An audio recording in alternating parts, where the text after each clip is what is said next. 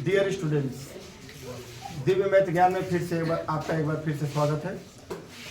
तो जैसा कि हम लोग नए नए वीडियो के माध्यम से आपके सामने में उपस्थित हो रहा हूं और हर बार एक लेटेस्ट वीडियो के साथ आपको नए ज्ञान देने के लिए मैं हमेशा तत्पर हूँ।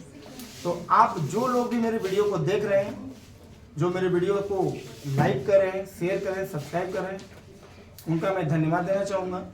और आज हम फिर से एक नया वीडियो लेके आए आपके सामने, जो आपके क्लास 10 के विद्यार्थियों के लिए, जो विद्यार्थी 10 क्लास में पढ़ते हैं, उन विद्यार्थियों के लिए कमाल का वीडियो है।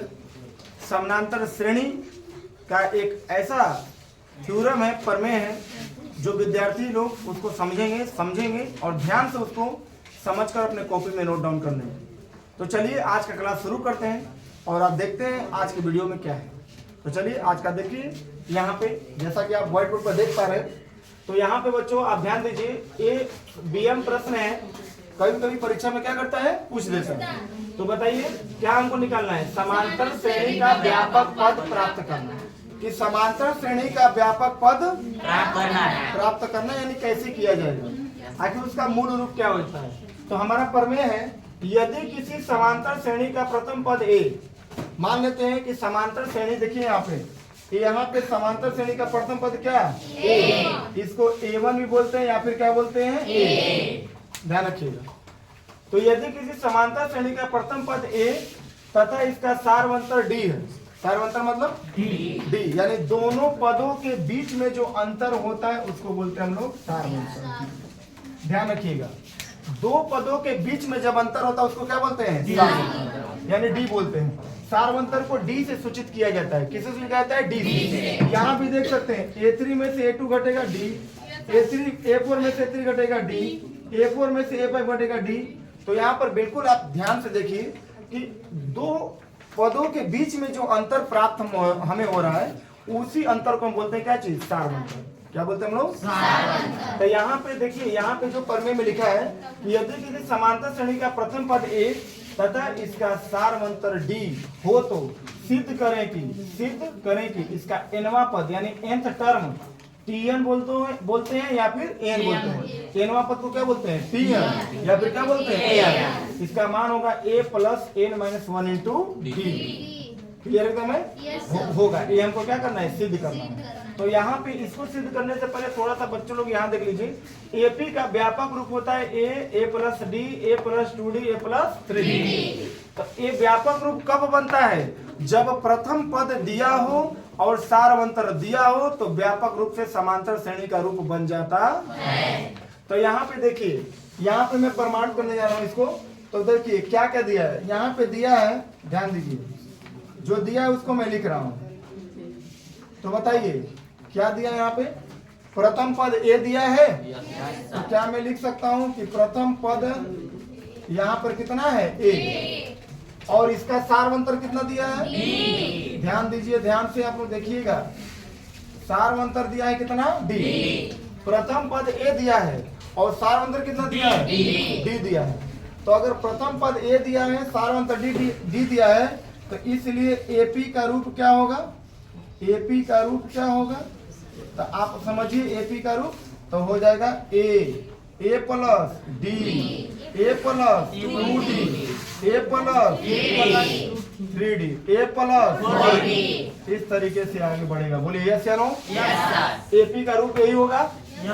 तो एपी का रूप होगा तो पहला पद को हम क्या बोलते हैं, तो बताइए क्या हम पहला पद को, ध्यान दीजिएगा, क्या हम पहला पद को ए बोलते हैं, पहला पद को ए बोलते हैं, तो पहला पद को ए बोलते हैं तो इसको Tn भी बोल सकते हैं। जैसे Tn दिया था nवां पद तक का, तो हम उसको पहला पद को T1 बोल सकते हैं, और T1 को हम बोल सकते हैं ए बोल सकते हैं पहला पद। इस ए को कैसे लिख सकते हैं, ध्यान दीजिए, ए को लिखने का तरीका क्या होगा, हम पहले ए लिख देंगे और 1 में से 1 घटा देंगे, इंटू D कर देंगे। तो बताइए ए आएगा कि नहीं आएगा, 1 में से 1 घटाओ 0 आएगा, और 0 में D का गुणा करो 0 आ जाएगा, इधर 0 हो गया। तो ए को तुम इस तरह के तरीके से भी लिख सकते हो कि नहीं, बताइए। आप इस तरीके से भी लिख सकते हैं। तो ए प्लस 1 माइनस 1 इंटू D होगा कि नहीं, बताइए। पहला पद क्लियर हो गया। तो बताइए अब दूसरा पद जब निकालेंगे, ध्यान से समझिएगा, दूसरा पद को T2 बोल सकते हैं। तो T2 दूसरा पद क्या है, A प्लस D। बोलो पहला पद है, दूसरा पद दूसरा पद A प्लस D, बोलो है ना। तो दूसरा पद जब A प्लस D है तो यहाँ पे A लिख दीजिए और D कैसे आएगा, तो 2 में से 1 घटा देंगे तो 2 में से 1 1D, यानी D आ जाएगा कि नहीं आ जाएगा, बोलिए यस या नो। क्लियर एकदम समझ में आ रहा है। यानी A प्लस D को तुम ऐसे भी लिख सकते हो, A plus 2 minus 1 into D, yes या नो। अब देखो तीसरा पद क्या हम करेंगे, अगर तीसरा पद निकालना हो तो इसको बोलते हैं T3। क्या बोलते हैं, तो बताइए तीसरा पद को बोलते हैं A plus 2D, A plus, ध्यान दीजिए पहला पद A, दूसरा पद A प्लस D, तीसरा पद A प्लस 2D, चौथा पद, पांचवा पद, ऐसे ही जाएगा कहाँ तक, वेरी गुड, EN तक जाएगा। तो यहाँ पे समझिए तीसरा पद T3 बोल सकते हैं। तो T3 को तुम A प्लस 2D बोल सकते हो। अगर A प्लस 2D बोल सकते हो तो क्या तुम इसको A plus 3 minus 1 into D बोल सकते हो, क्योंकि 3 में से 1 जाएगा 2 बचेगा, तो 2D हुआ कि नहीं हुआ। तो बताइए ऐसे करते करते अगर हम सोचें तो क्या ये nवां पद तक पहुंच जाएगा। इसका मतलब हम निकाल सकते हैं nवां पद, इसका मतलब जैसे T1 T2 T3 हो रहा है तो nवां पद को बोलेंगे Tn। क्या बोलेंगे, तो Tn निकालेंगे तो समझिए ये हो जाएगा A प्लस। अब कैसे होगा इस टू, अब देखिए समझिए इस रूप को ध्यान से देखिए, nवां पद को हम कैसे लिखेंगे। अब इस रूप को देखिए कि पहले पे यानी ज्यादा वाले में से एगो कम हो रहा है, देखिए हो रहा है ना।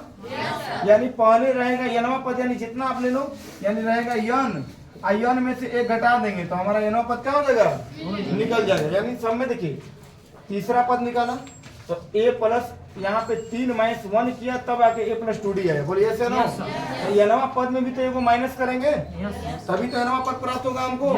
यानी जैसे हम तीसरा पद प्राप्त कर रहे हैं तो 1 घटाया, दूसरा पद प्राप्त किया तो 1 घटाया, पहला पद प्राप्त किया तो 1 घटाया। तो बताइए nवां पद में भी तो 1 घटेगा, बोलिए यस या नो। देखिए पहला पद में 1 था तो 1 घटा दिया, दूसरा पद में 2 था तो 1 घटा दिया, तीसरा पद में 3 था तो 1 घटा दिया। तो बताइए nवां पद में n रहेगा तो 1 घटेगा कि नहीं घटेगा। तो उसी प्रकार nवां पद यानी A plus n minus 1 into D आ गया कि नहीं आ गया। यही हमको देखिए यहाँ पे सिद्ध करना था। तो ये हमारा हो गया प्रूव्ड कि nवां पद होता है समांतर श्रेणी का Tn बराबर A plus n minus 1 into D। यही हमको साबित करना था कि nवां पद इसका Tn या n बराबर हो जाए A plus n minus 1 into D। अगर किसी को बच्चे को डाउट हो तो पूछ सकता है, मैं इसका समराइजेशन एक बार करा देता हूँ, जल्दी जल्दी देख लीजिए। प्रथम पद कितना है A, सार्वंत्र कितना है D, AP का रूप क्या होगा A plus D, A plus 2D, A plus 3D, A plus 4D, बोलिए होगा। कैसे जाएगा कहाँ तक, nवां तक जाएगा, nवां पद तक जाएगा, बोलिए यस या नो। उसके बाद क्या करेंगे, पहला पद को क्या बोलेंगे T1, इसको बोलेंगे A को लिखेंगे A plus 1 minus 1 into D, दूसरा पद को बोलेंगे T2 को बोलेंगे A प्लस D, इसका होगा A plus 2 minus 1 into D, तीसरा पद को क्या बोलेंगे T3 को बोलेंगे A प्लस 2D, इसको बनाएंगे A plus 3 minus 1 into D। इस तरीके से कहाँ तक जाएगा, कहाँ तक जाएगा an तक, यानी nवां पद तक जाएगा, जिसको बनाएंगे A plus n minus 1 into D।